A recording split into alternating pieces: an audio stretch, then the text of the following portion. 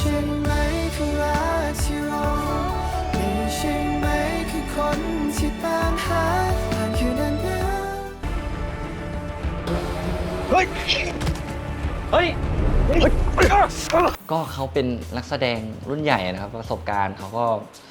คือพี่เติ้ลเขาจะมีความชำนาญค่อนข้างสูงกันแต่เขาก็บอกนะว่าพี่ตัวในอินเนอร์พี่ไม่รู้สึกว่าพี่ไม่ได้นักแสดงแล้วเพราะว่าพี่วางบทบาทที่นั้นมาเป็นแบบ10 ปีแล้วตอนนี้พี่เป็นคือผู้กำกับแล้วอะไรเงี้ยแต่ผมว่าเล่นกับแกก็ยังแสดงได้ดีอยู่นะครับเพราะว่าแกเป็นคนแบบสมาธิดีอะไรเงี้ยแกสามารถแบบคืออยู่ปุ๊บเล่นได้เลยแล้วเล่นแกเป็นคนเล่นสุดเล่นเต็มตลอดเลยครับใช่ขอโทษนะพี่เติ้ลบอกว่ากูไม่เอาแล้วกูไม่มาเป็นนักแสดงแล้วก็เป็นผู้กำกับแล้วเพราะว่าช่วงที่พี่เติ้ลต้องถ่ายเป็นตนุใช่ไหมครับก็คือแกต้องวิ่งเข้าออกมออย่างเงี้ยกำกับด้วยไปเล่นบางทีแกเล่นเสร็จปุ๊บแกเข้าไปดูมอว่าได้ยังเฮ้ยมุมไม่ได้เดี๋ยวเล่นใหม่อย่างเงี้ยแกบอกแกไม่เอาละใช่แต่พี่เติ้ลนี่สุดยอดมากครับแกแบบซีนบูซีนอะไรแกแบบสุดยอดมากเจอพี่เติ้ลได้มีร่วมซีนกับพี่เติ้ลค่ะคือเขาก็เป็นนักแสดงแบบรุ่นใหญ่อยู่แล้วสำหรับพี่เติ้ลนะคะแต่พี่เติ้ลก็บอกว่าโหยกูไม่ได้ทำการแสดงมานานแล้วนะเนี่ยแต่ด้วยความที่เขาเป็นนักแสดงมาก่อนอยู่แล้วอะค่ะเขาก็แบบพอถึงบทเวลาจริงเขาก็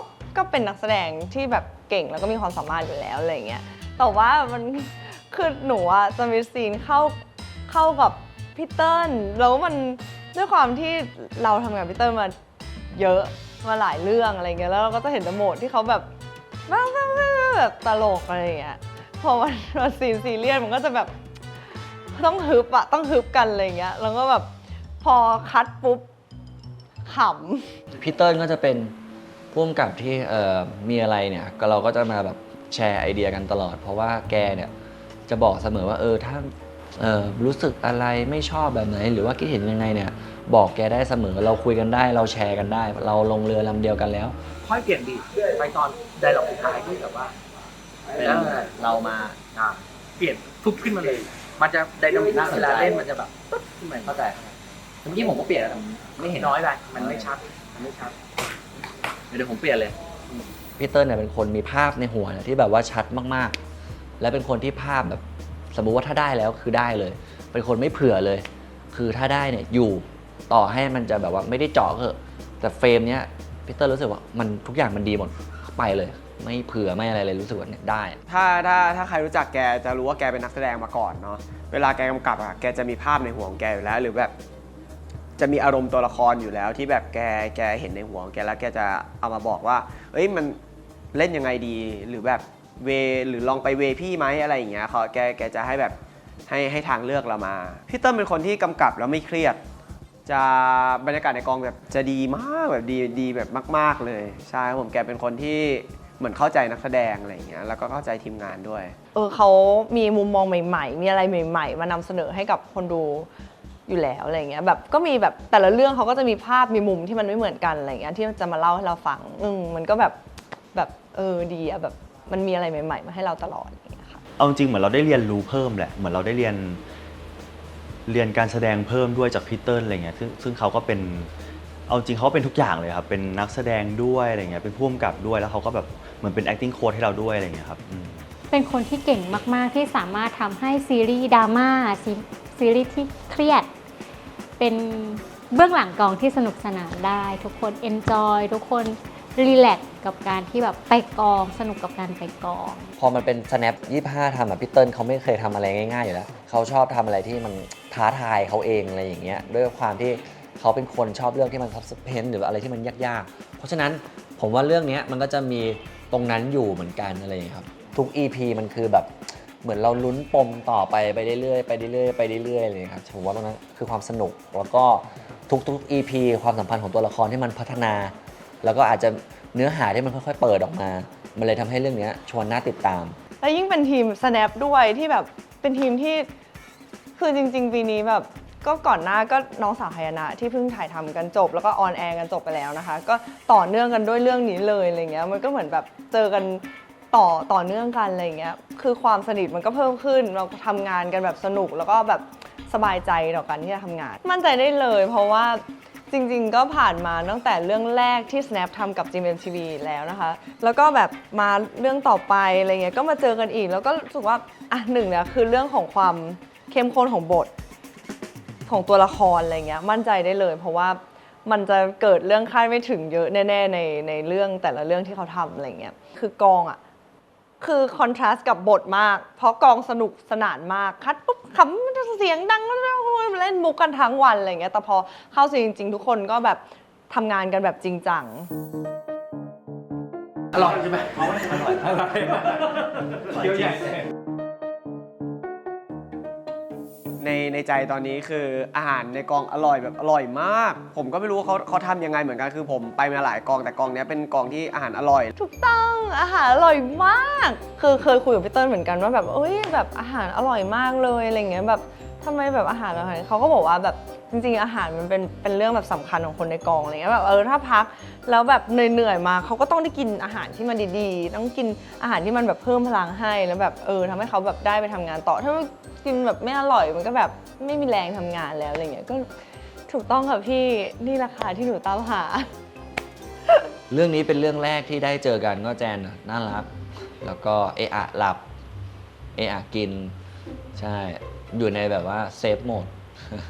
เอาจริงแจนเป็นคนที่เอาจริงทั้งแจนบุ๊กว่ากองมันสนุกได้เพราะทุกคนเลยครับแจนพลอยพี่บุญฟอสบุ๊กอะไรเงี้ยพี่เติ้ลอะไรเงี้ย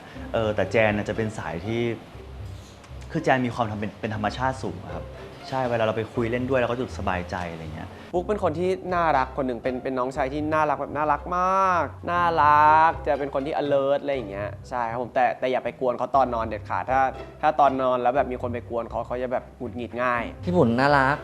กมากครับก็มีอะไรก็คุยกันตลอดแล้วก็พี่บุญก็ค่อนข้างใจดี เพราะว่าพี่บุญเนี่ยเป็นสุลต่านฟู้ดซับของกองนี้เลยพี่บุญมากองนี่ฟู้ดซับอิ่มมากก็ขอบคุณแฟนๆพี่บุญนะครับที่เลี้ยงพี่บุญอย่างดีพวกผมทุกคนทีมงานก็เลยได้ที่ส่งไปด้วยก็ขอบคุณมากๆนะครับผมฟอสในกองส่วนใหญ่ก็จะกินอาหารคลีนเป็นหลักฮะจะดูแลเป็นคนที่แบบดูแลสุขภาพตัวเอง แล้วก็จะชอบชวนไปแบบไปเล่นกีฬาไปออกกำลังกายอะไรอย่างเงี้ยล่าสุดชวนไปต่อยมวยละ พี่ฟอร์ดชอบห่วงหุ่นอะไรก็แบบว่าเฮ้ยตัวเล็กไปไหมแบบพี่แบบน้องพลอยคิดว่าพี่มีกล้ามแล้วแบบเท่กว่าไหมแต่ห่วงเลยหนูบอกพี่หล่อแล้วค่ะพี่ชัยพี่หล่อที่สุดแล้วค่ะพี่ชัย น้องจะชวนแบบทำคอนเทนต์ถ่ายรูปแบบถ่ายรูปให้ตลอดอะไรเงี้ยครับใช่มีคอนเทนต์ลงส่วนมีรูปให้แฟนๆได้ดูส่วนหนึ่งก็เพราะน้องจะเป็นคนทำเลยครับใช่ ใช่ค่ะหนูอยู่ถ่ายรูปพี่ชัย2 คนค่ะหนูเห็นแบบมีซีนกุ๊กกิ๊กกันหนูก็แบบพี่ชัยหนูอยู่ดูด้วยนะคะแล้วหนูก็ไปนั่งอยู่ตรงหน้าเซตพี่บุ๊กน่ารักก็ฝากตัวเป็นน้องสาวพี่บุ๊กไปเลยพี่บุ๊กจะเป็นสายทานค่ะสายหม่ำๆกับสายเค้งๆค่ะพี่บุ๊กจะชอบตื่นมาแล้วก็ขนมเป็นทาร์ตไข่ พี่บุ๊กชอบทานทาร์ตไข่แล้วหนูก็จะชอบไปปลุกพี่เขามาเล่นคอนเทนต์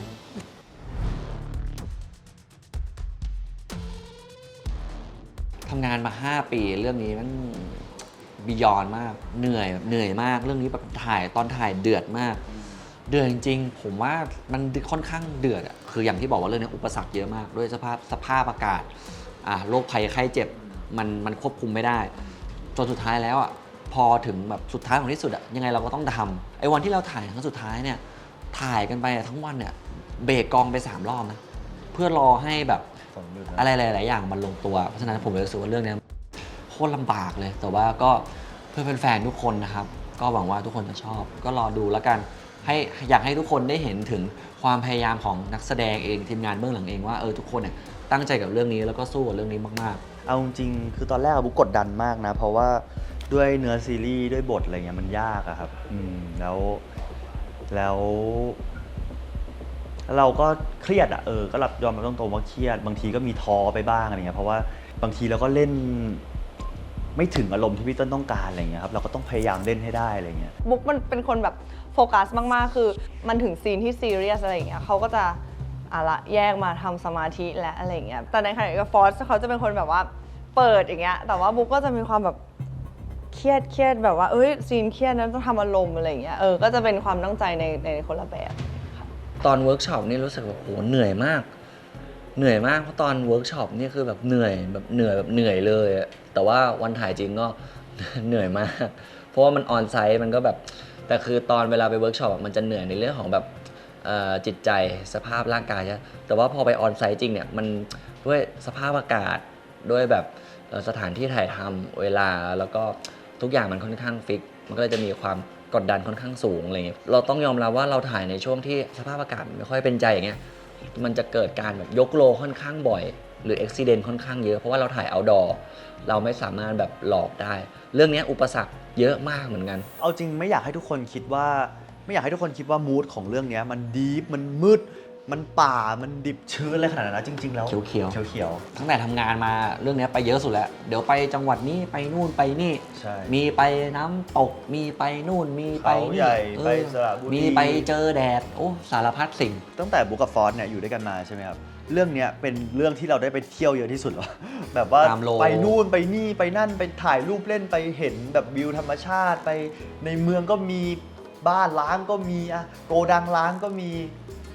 ทุกอย่าง นี่ใช่ไหมคือรักที่เรานี่ใช่ไหมคือคนที่ตามหา